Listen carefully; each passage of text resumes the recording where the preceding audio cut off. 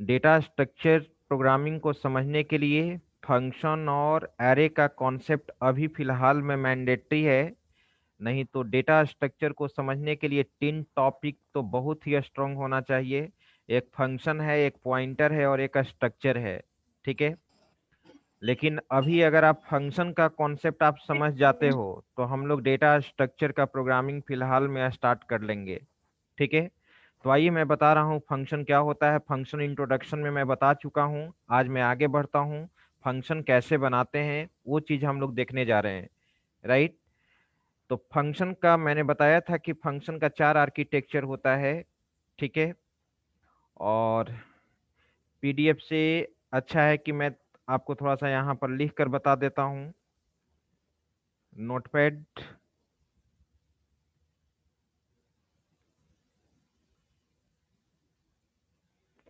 तो हम लोग देख रहे थे फंक्शन। फंक्शन का डिफिनीशन मैं ऑलरेडी बताया था। ठीक है। और तुम जानते हो, अगर फंक्शन को एक लाइन में हम डिफाइन करें तो यही लिख सकते हैं, a function is a block of statement, block of statements, block of statements to perform, to perform, to perform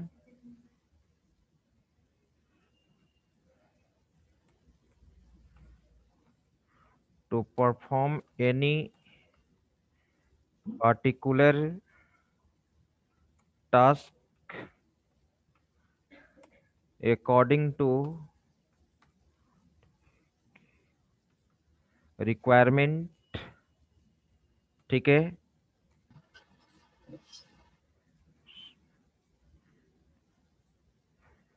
it must have it, it must have a meaningful name, meaningful name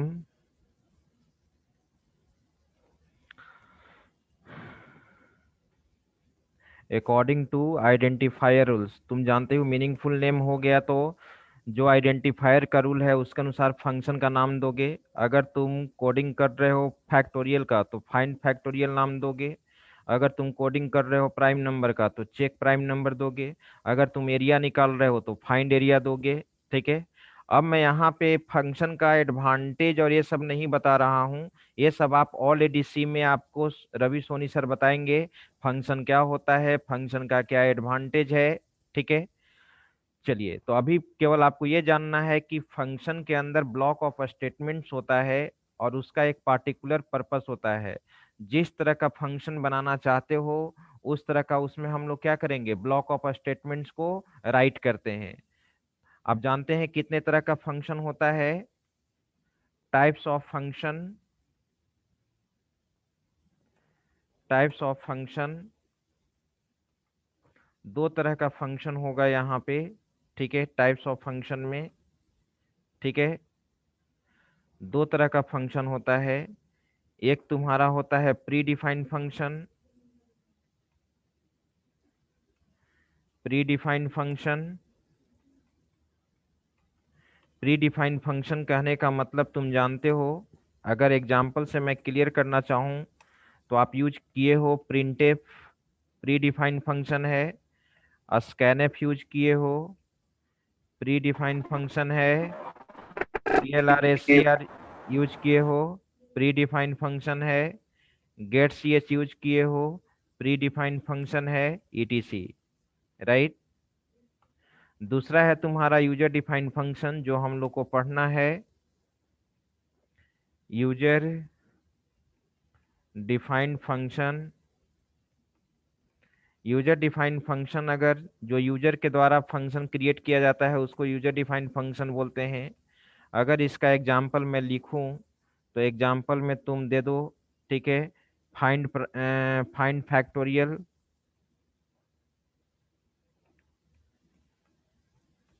find factorial दे दिए, comma, find area, area दे दिया, ठीक है, check prime, इस तरह का जो भी तुम नाम देना चाहते हो दे सकते हो, ठीक है। अगर सेपरेशन का काम करना है तो अंडर स्कोर भी तुम दे सकते हो। तुम जानते हो कि आइडेंटिफायर में एक ही स्पेशल कैरेक्टर अलाउ होता है, वो है अंडर स्कोर। अब हम लोग को यहाँ पे सीखना है, ठीक है, how to create how to create user defined function.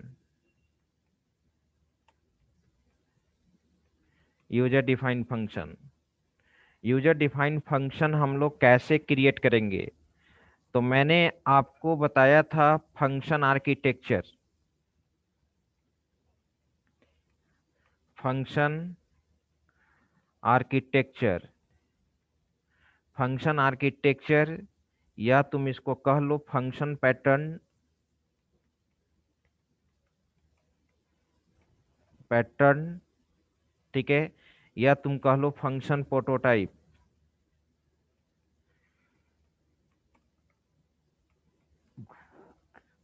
तुम कितने तरह के फंक्शन को तुम बना सकते हो? मतलब एक लाइन इसको मैं कहूं तो इट रिप्रेजेंट्स रिप्रेजेंट्स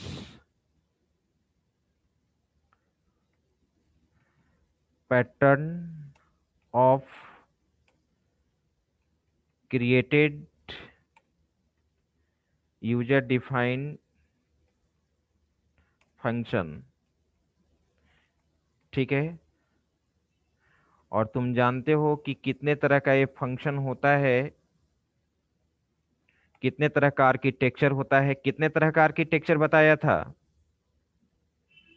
बताओ, बताओ, विनायक बताओ, हैंड रेज सर किया। 4 तरह का सर। 4 तरह का होता है, राइट, वही चीज मैं लिख रहा हूं यहाँ पे।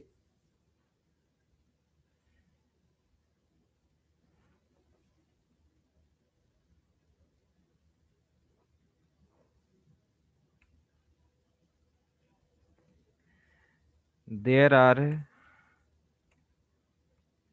4 आर्किटेक्चर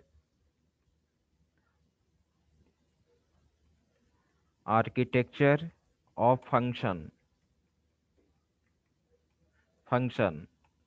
फर्स्ट है तुम्हारे पास,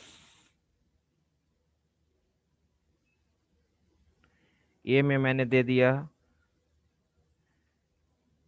ए function with no return, a function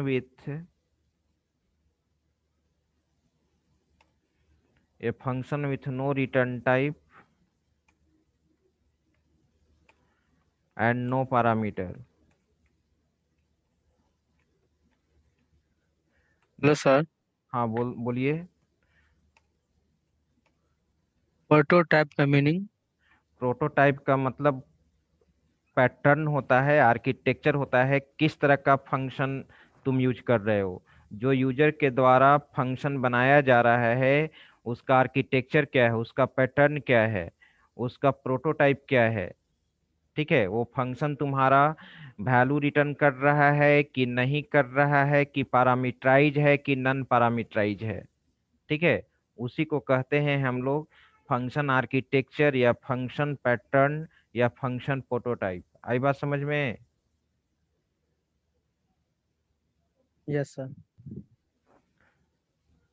वैसे भी हिंदी में लिटरल मीनिंग कहा जाता है कि प्रोटोटाइप। इसका आप कोई प्रोटोटाइप मतलब हिंदी में क्या कहो, नमूना कह सकते हो, ठीक है। सर ढांचा एक तरह से हो गया। ढांचा, हाँ, ढांचा यानी पैटर्न, वही ढांचा कह सकते हो, क्या प्रोटोटाइप है उसका। बिल्कुल सही, ठीक है। आप कहीं प्रोजेक्ट सॉफ्टवेयर डेवलप कर रहे हो, वेबसाइट किसी का तुम बना रहे हो, तो तुमसे पूछेगा ना कि थोड़ा सा वेबसाइट का आप टेम्पलेट क्या है आपका, थोड़ा सा हमको प्रोटोटाइप दिखा दीजिए, पैटर्न दिखा दीजिए। उसी को कहते हैं, जो तुम यूजर डिफाइंड फंक्शन बनाओगे उसका पैटर्न क्या होगा, ठीक है। ये फंक्शन, अब मैं यहाँ पर लिख रहा हूँ ए function with return type but no parameter.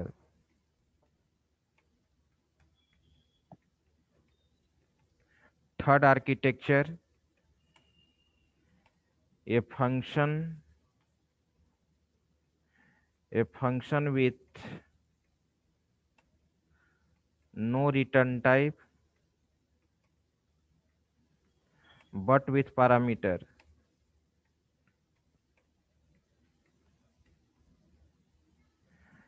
चौथा है a function with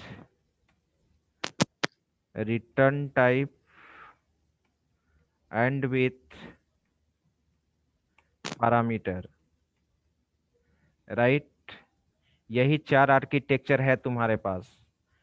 अब मैं चलता हूं, सबसे पहले फर्स्ट आर्किटेक्चर आप लोग को पढ़ा रहा हूं। वो फर्स्ट आर्किटेक्चर हमारा यहाँ पर ये है, a function with no return type and no parameter.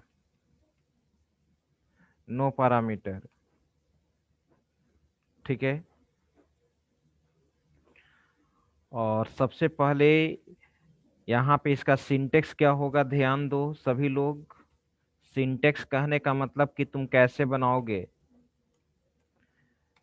मैं बता देना चाहता हूं कि C programming, C plus plus programming और जावा प्रोग्रामिंग में जो फंक्शन वैल्यू रिटर्न नहीं करता है, नो रिटर्न टाइप लिखा हुआ है, जो फंक्शन वैल्यू रिटर्न नहीं करता है उसके पहले void कीवर्ड लगा हुआ रहता है, याद रखना। void, यहाँ पे फंक्शन का नाम दोगे और ये तुम्हारा पैरेंथेसिस साइन जो है ये फंक्शन सिंबल है। स्टार्टिंग कर्ली ब्रेस और एंडिंग कर्ली ब्रेस, इसी के अंदर तुम क्या करोगे, ब्लॉक ऑफ स्टेटमेंट्स को लिखोगे, कैसे मेन के अंदर लिखते हैं ना। ठीक है। अगर मुझे यहाँ पर लिखना है तो यही लिखेंगे, block of statements, right. void function name block of statements. ये स्टार्टिंग और एंडिंग कर्ली ब्रेस के रिप्रेजेंट करता है ब्लॉक ऑफ स्टेटमेंट। इसी स्टार्टिंग और एंडिंग कर्ली ब्रेस के अंदर ब्लॉक ऑफ स्टेटमेंट को हम लोग इनक्लोज करते हैं और यहाँ पे फंक्शन का नाम देंगे और ये पैरेंथेसिस साइन। अभी सिंटेक्स का एग्जांपल मैं बताना चाहता हूँ। या एक चीज फंक्शन का नाम कहाँ पर देंगे सर? देखो, वहां पर नहीं लिखा हुआ है फंक्शन नेम एंगुलर ब्रैकेट में, फंक्शन का अच्छा। नाम, यहाँ फंक्शन का नाम दोगे। नोट में मैं यहाँ लिख रहा हूँ, void is a keyword, void is a keyword। कितना कीवर्ड है सी प्रोग्रामिंग में? 32। 32। 32। void is a keyword that represents that represents function does not return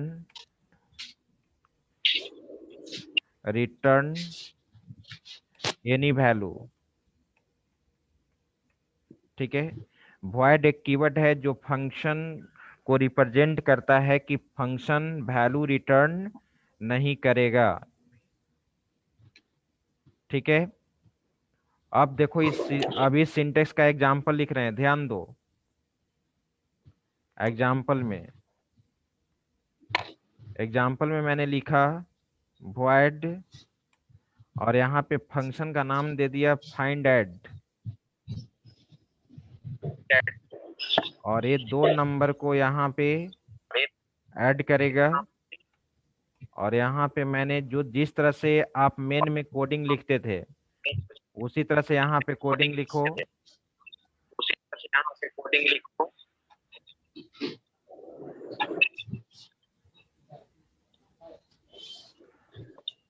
आप लोग अपने म्यूट कर लो माइक को। चलिए, जहाँ जरूरी होगा वहाँ पे बोलिएगा, void finded। अब यहाँ पे मैं दो वेरिएबल डिक्लेयर किया, int a equal to 10, b equal to 20, और एक मैंने यहाँ पे ऐड ले लिया।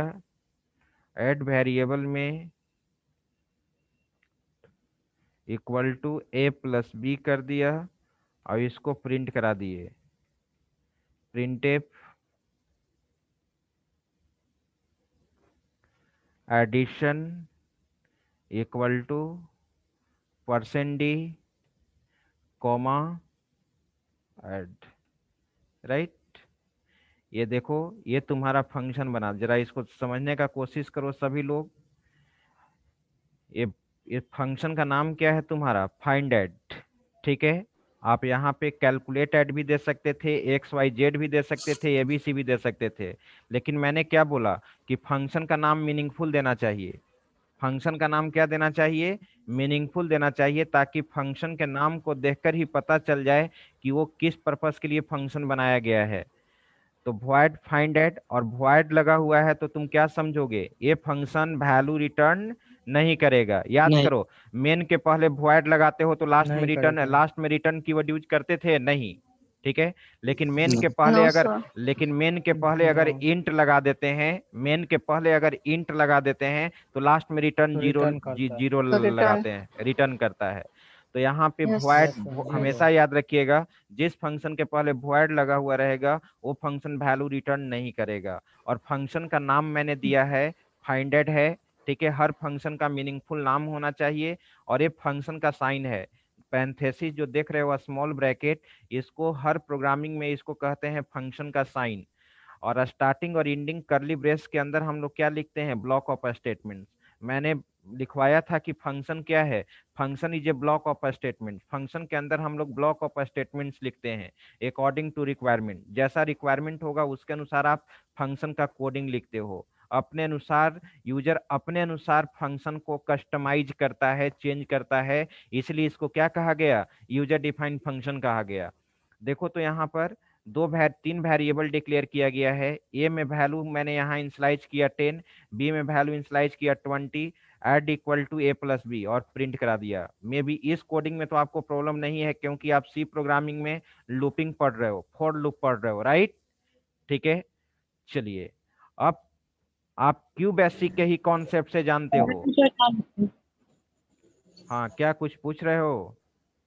पैरामीटर पैरामीटर पैरामीटर अभी है यहाँ पे, नो पैरामीटर। पैरामीटर वाला आर्किटेक्चर में आएंगे तब मैं बताऊंगा पैरामीटर क्या होता है। इस पैरेंथेसिस साइन में पैरामीटर सप्लाई करते हैं, अभी इसमें कोई पैरामीटर नहीं सप्लाई किया गया है, राइट? ये पैरेंथेसिस साइन में ही हम लोग पैरामीटर सप्लाई करते हैं। जैसे याद करो, आप क्यू बेसिक में पढ़े हो लेन फंक्शन, तो लेन फंक्शन के अंदर आप string value as a parameter के रूप में सप्लाई करते थे ना। उसमें जो भी वर्ड डालते थे लेन फंक्शन में, उसका लेंथ रिटर्न कर देता था, तो उसको कहते हैं हम लोग पैरामीटराइज फंक्शन। तो अभी हम लोग पैरामीटर का कोई कॉन्सेप्ट इसमें नहीं देख रहे हैं, राइट? ठीक है, चलो। और तुम जानते हो कि कोई भी फंक्शन कब Yes, एग्जीक्यूट करेगा? जब तुम उसको कॉल करोगे। जब तक उस फंक्शन को कॉल नहीं करोगे तब तक उसका बॉडी एग्जीक्यूट नहीं करेगा। हाँ बोलो गौरव कुमार।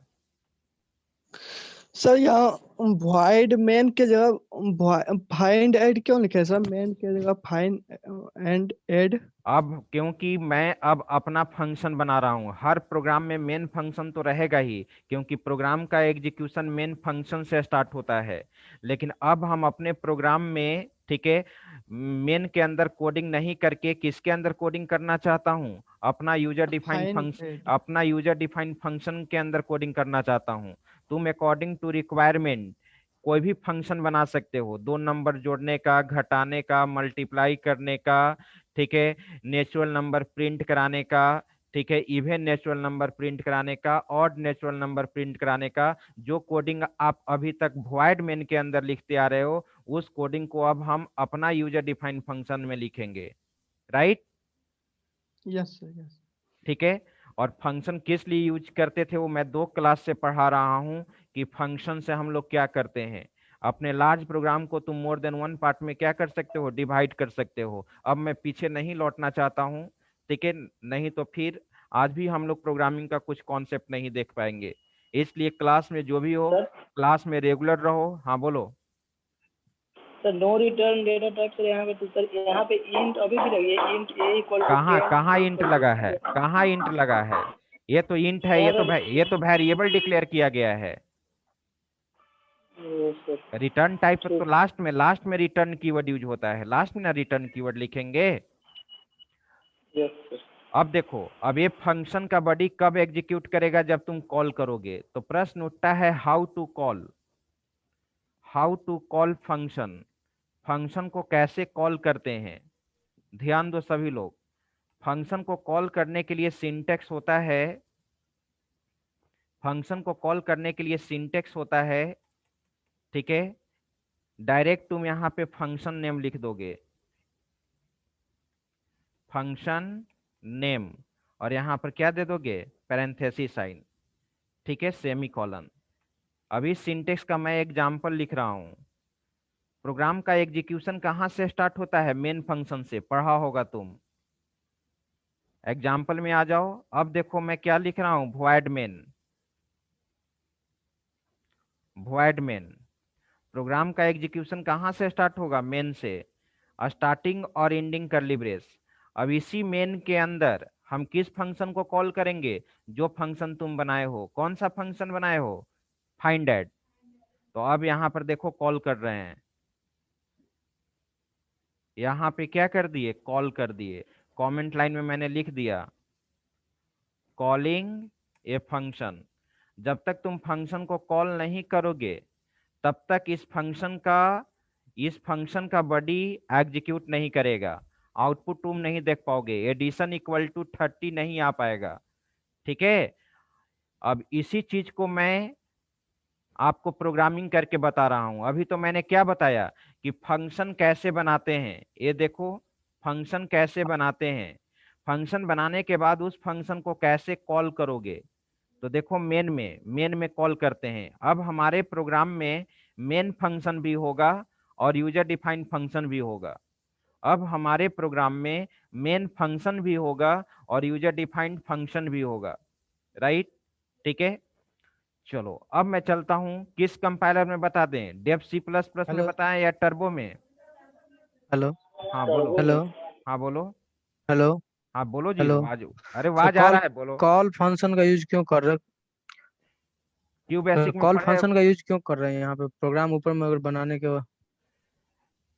किसी भी फंक्शन का, ये फंक्शन का बॉडी किसको कहते हैं? ये चीज देख रहे हो ना तुम, ये देख रहे हो, ठीक है। और यस सर। अब तुम ये बताओ कि yes what is sir. Main function? Main function क्या होता है? सी में मेन पढ़ा होगा मेन फंक्शन फंक्शन क्या के होता अंदर है? यही मेन होंगे फंक्शन यानी प्रोग्राम।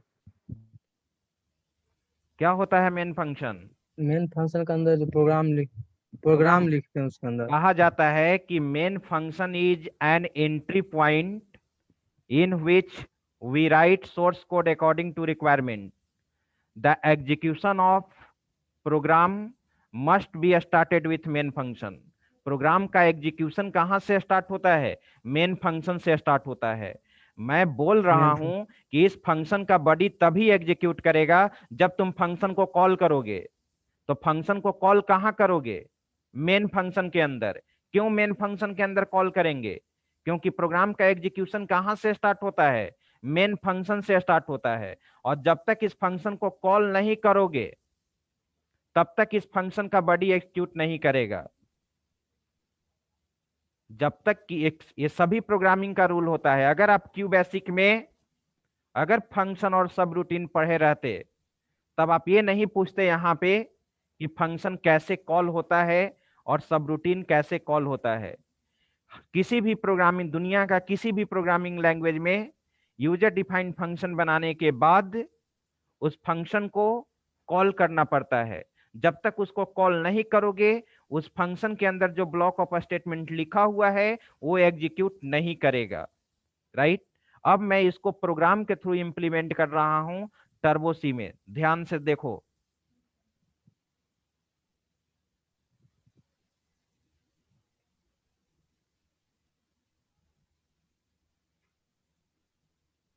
उसी प्रोग्राम को लिख रहा हूं। कैसे तुम प्रोग्रामिंग करोगे फंक्शन यूज करके।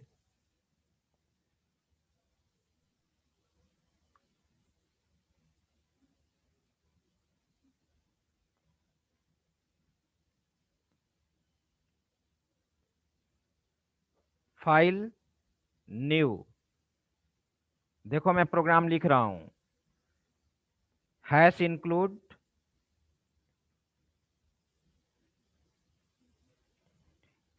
stdio.h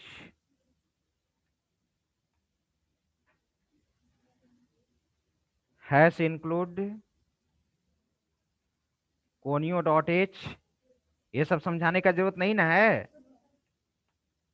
ये सब समझाने का जरूरत होगा तो डांट नो सर, सुनिएगा। ठीक है। नो अब सर, नो यहाँ पे सर। फंक्शन बनाओ। No sir, no sir, no हाँ सर। ध्यान दो ध्यान दो, फंक्शन अब बनाओ। यहाँ पे void जो मैंने फंक्शन लिखा था फाइंड ऐड, ये मैं फंक्शन बना रहा हूँ। जो कोडिंग मैंने वहां पे लिखा है नोटपैड में वही लिख रहा हूँ। चलो दो वेरिएबल डिक्लेयर करो।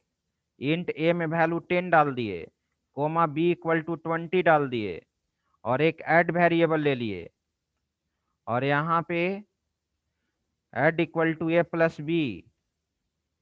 ठीक है, और यहाँ पे प्रिंट कराओ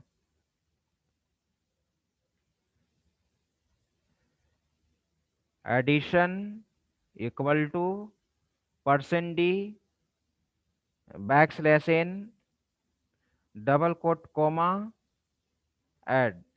अब ये मुझसे नहीं पूछना कि एडिशन इक्वल टू %d क्यों। एक मैंने स्टार्टिंग में भी बताया था, अब तुम सी भी पढ़ चुके कि %d क्या होता है और ये क्या है। मैंने ऐड का वैल्यू प्रिंट कराया। अब मेन में आ जाओ। मैंने क्या बोला कि ये जो तुम यूजर डिफाइंड फंक्शन बना रहे हो, मैंने कमेंट लाइन में लिख दिया। यहां पर क्या हो रहा है, creating user defined function, creating user defined function. तुम वहां जाओ केबिन में ना, जिसमें अमित सर बैठे होंगे, उस बैग में होगा चार्जर, लेकर आओ जल्दी, जल्दी लेकर आओ।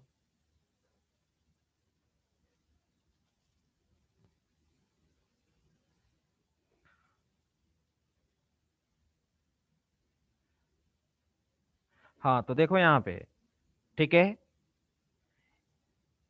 ये तो फंक्शन तो बना लिए, लेकिन मैंने क्या बोला कि फंक्शन का बॉडी तभी एग्जीक्यूट करता है जब उसको कॉल करोगे। तो प्रोग्राम का एग्जीक्यूशन कहाँ से स्टार्ट होता है, मेन से, void मेन। और क्लियर द स्क्रीन करने के लिए क्या यूज करते हो, CLR कोई दिक्कत इसमें। ठीक है, अब हाँ, अब कॉल नो करो। सर। फंक्शन का नाम क्या दिए हो, फंक्शन का नाम दिए हो find add. Call find add. Call किया मैंने, और लास्ट में आउटपुट स्क्रीन को होल्ड करने के लिए क्या यूज करते हो, गेट CH। गेट सी। गेट सी है। ठीक है, तो यही चीज तो मैंने लिखा है और मैं अब समझा रहा हूं। यहाँ पे वहां लगाओ, उसमें लगाओ।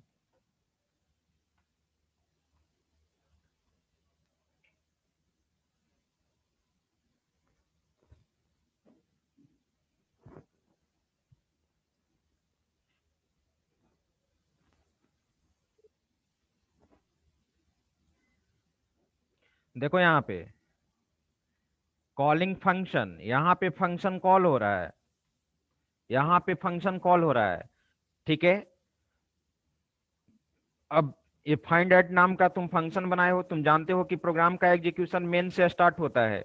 मेन में मैंने इसको क्या कर लिया, कॉल कर लिया, और ये तुम्हारा यूजर डिफाइंड फंक्शन है और यहाँ पे कॉल हो रहा है। ठीक है, जो कोडिंग आप मेन फंक्शन के अंदर लिखते थे, इस कोडिंग स्क्रीनशॉट ले लेना वो विनायक। ले लिए सर। ठीक है, हाँ तो ध्यान दो, अभी डिस्कनेक्ट हो गए थे हम लोग। तो मैं यहाँ पे एग्जीक्यूट करा रहा था इस प्रोग्राम को। ठीक है, अब मैं इस प्रोग्राम को एग्जीक्यूट करा रहा हूं, ध्यान दो। कंपाइल कोई भी एरर नहीं है, रन कराओ। आगे output addition equal to 30। Output क्या है यहाँ पे? Addition equal to 30। ठीक है, तो यहाँ पर देख रहे हो इस प्रोग्राम में। अब 1 मिनट में समझाना चाहूंगा, ध्यान से सभी लोग सुनना। अभी तक जो तुम सी में प्रोग्रामिंग कर रहे हो वो मेन फंक्शन में कोडिंग करते आ रहे हो, लेकिन अब तुम्हारे प्रोग्राम में मेन फंक्शन के साथ साथ यूजर डिफाइंड फंक्शन भी होगा। अब तुम्हारे प्रोग्राम में मेन फंक्शन के साथ साथ यूजर डिफाइंड फंक्शन भी होगा, यानी यूजर डिफाइंड मॉड्यूल भी होगा जिसको सब मॉड्यूल कहते हैं, और मेन फंक्शन को हम लोग मेन मॉड्यूल कहते हैं। तुम्हारे प्रोग्राम में अब मेन मॉड्यूल भी है और सब मॉड्यूल भी है। अब प्रश्न ये उठता है कि सबसे पहले यूजर डिफाइंड मॉड्यूल को रखेंगे यानी सब मॉड्यूल को रखेंगे कि मेन मॉड्यूल को रखेंगे? प्रश्न ये उठता है। अभी मैंने क्या लिखा है? यूजर डिफाइंड मॉड्यूल सबसे पहले मैंने यूजर डिफाइंड फंक्शन बनाया है और मेन फंक्शन को लास्ट में रखा है। तो प्रश्न ये उठता है कि क्या हम मेन फंक्शन को पहले रख सकते हैं और बाद में हम यूजर डिफाइंड फंक्शन को रख सकते हैं? रख सकते हैं, इसके लिए रख सकते हैं। बस एक टर्म यूज करना पड़ेगा, फंक्शन प्रोटोटाइप। फंक्शन प्रोटोटाइप जिसको मैं नेक्स्ट क्लास में बताऊंगा। इसका स्क्रीनशॉट ले लो, इसका स्क्रीनशॉट ले लो कोडिंग का तुम लोग। हाँ बोलो। इसमें मेरा एक क्वेश्चन था, पूछे? हाँ पूछो। ये इसको हम जस्ट रिवर्स करके बना सकते हैं? क्या रिवर्स? ये जो वॉइड मैन है इसको हम पहले ऊपर लिखे, वॉइड मैन के नीचे जो भी काम किया गया इसको हम ऊपर लिखे और फिर ऊपर वाला को नीचे लिख के बना सकते हैं? तो अभी हम क्या बोले? अभी मैं क्या बोला? वही चीज तो बोला कि मेन फंक्शन इसको तुम यहां से कट कर लो। मैंने इसको यहां नीचे रखना चाहता हूं, वही चीज ना मैंने बोला, एडिट, और यहां से मैंने क्या कर लिया? कट, और ये मेन फंक्शन के नीचे रख दिया और यहाँ पे मैंने पेस्ट कर दिया। ठीक है, इसी चीज को ना मैंने बोला कि मेन फंक्शन अब ऊपर हो गया और ये तुम्हारा क्या हो गया? नीचे। तो ये कर सकते हैं कि नहीं? मैंने तो बोला कि कर सकते हैं, बस एक लाइन लिखना होगा और वो लिखना होगा, उसको फंक्शन प्रोटोटाइप बोलते हैं, वो देना पड़ेगा। अभी तुम रन कराओगे तो एक एरर देगा। देखो यहाँ पे फाइंड एड, यहाँ पर दे रहा है कि function find add should have a prototype. पढ़ो यहाँ पे error, find add should have a prototype. Prototype का एरर देता है। तो जब तुम मेन फंक्शन पहले रखोगे और बाद में तुम यूजर डिफाइंड फंक्शन रखोगे तो फंक्शन प्रोटोटाइप यूज करना पड़ता है। देखो मैं फंक्शन प्रोटोटाइप लिख रहा हूं, ठीक है। void किस नाम का फंक्शन बनाए हो? फाइंड एड, और इसको यहां सेमीकोलन से टर्मिनेट कर दो। ये that is called function prototype. अब कंपाइलर को ये बताना पड़ता है, अगर मेन फंक्शन तुम पहले रखोगे और बाद में यूजर डिफाइंड फंक्शन रखोगे तो कंपाइलर को बताना पड़ता है कि हम किस तरह का फंक्शन बना रहे हैं। ठीक है, और तो इसको क्या कहते हैं? Function prototype. फंक्शन प्रोटोटाइप इसको कहते हैं, राइट। अब तुम्हारा ये प्रोग्राम रन कर जाएगा, रन करा के देखो। रन कर गया, कोई भी एरर नहीं। रन किया, एडिशन इक्वल टू 30।